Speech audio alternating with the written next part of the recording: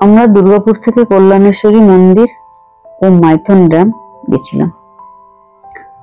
কল্যাণেশ্বরী মন্দিরটি আসানসোলের বরাকর নদীর তীরে একটি ছোট্ট পাহাড়ের উপর অবস্থিত। চারপাশে সবুজের সমারোহ এবং নদীর শান্ত পরিবেশ মন্দিরকে আরো আকর্ষণীয় করে তোলে। মন্দিরের পাশ দিয়ে বয়ে চলা নদী এবং ওপারের দৃশ্য খুবই মনোরম।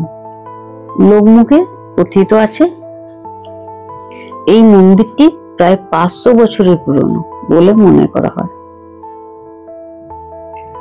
বিশ্বাস করা হয় যে এখানে মায়ের কাছে মন থেকে কিছু চাইলে মাতা পূরণ করেন। বহু মানুষের মনস্কামনা পূরণ হয়। মানুষ শ্রদ্ধা ভক্তি দিয়ে এখানে আসে পূজা দিতে। এটি মূলত দেবী মা কালীর একটি রূপ। মা এখানে অনেক জাগ্রত বলে ভক্তদের কাছে পরিচিত, যদিও এই মন্দিরটি কোনো শক্তিপীঠ নয়। তবে স্থানীয়দের বিশ্বাস এবং লোককথায় এর মাহাত্ম্য কোনো শক্তিপীঠের থেকে কম নয়।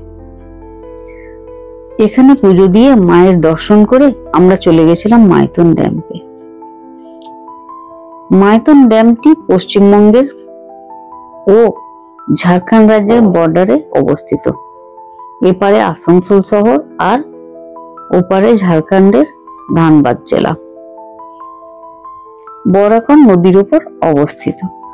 মাইথন ড্যাম স্থাপন করার উদ্দেশ্য ছিল বন্যা নিয়ন্ত্রণ করা, জলবিদ্যুৎ উৎপাদন এবং সেচ কাজে জল ব্যবহারের জন্য।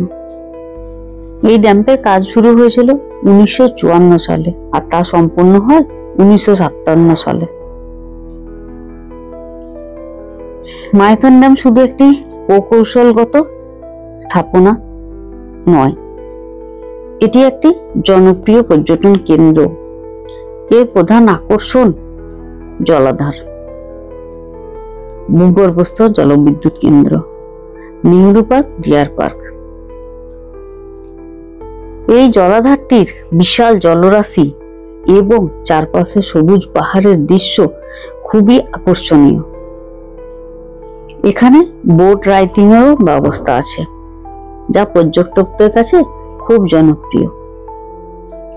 আপনি চাইলে বোট রাইডিংও করতে পারেন, পার্কেও ঘুরবেন। মাইথন ড্যাম প্রত্যেকটা ঋতুতে এর চারিত্রিক বৈশিষ্ট্য আলাদা আলাদা। সব থেকে অপূর্ব সুন্দর লাগে বর্ষা ও শীতে। শীতকালে এখানে অনেক মানুষ আসে পিকনিক করতে ও একদিনের ছোট একটা ভ্রমণের জন্য খুব ভালো জায়গা। বর্ষায় এর রূপ যেন আরো অপরূপ সুন্দর হয়ে ওঠে। বর্ষায় যদি এখানে আসেন, এর রূপ আপনি আলাদা দেখতে পাবেন। ব্রিজের উপর থেকে যখন দেখবেন তখন একটা অন্যরকম অনুভূতি হবে।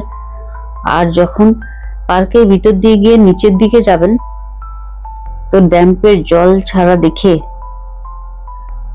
হয়তো সারা দিন আপনি ওখানেই বসে থাকবেন। আপনার চোখ মন ওখানেই আটকে যাবে। কি অপরূপ দৃশ্য, না গেলে কল্পনা করতে পারবেন না। আর যারা গেছেন তারা আমার সঙ্গে একমত হবেন। এইভাবে আমরা একদিনের ছোট্ট একটা ভ্রমণ কমপ্লিট করেছিলাম। বিকাল 4টে নাগাদ আমরা বাড়ি ফিরে এসেছিলাম। আজ এই পর্যন্তই। পরে অন্য কোনো গল্প নিয়ে আপনাদের সঙ্গে আবার আসবো। ভালো থাকবেন, সুস্থ থাকবেন। আর আমার ভিডিও যদি ভালো লেগে থাকে চ্যানেলটি সাবস্ক্রাইব করে পাশে থাকবেন।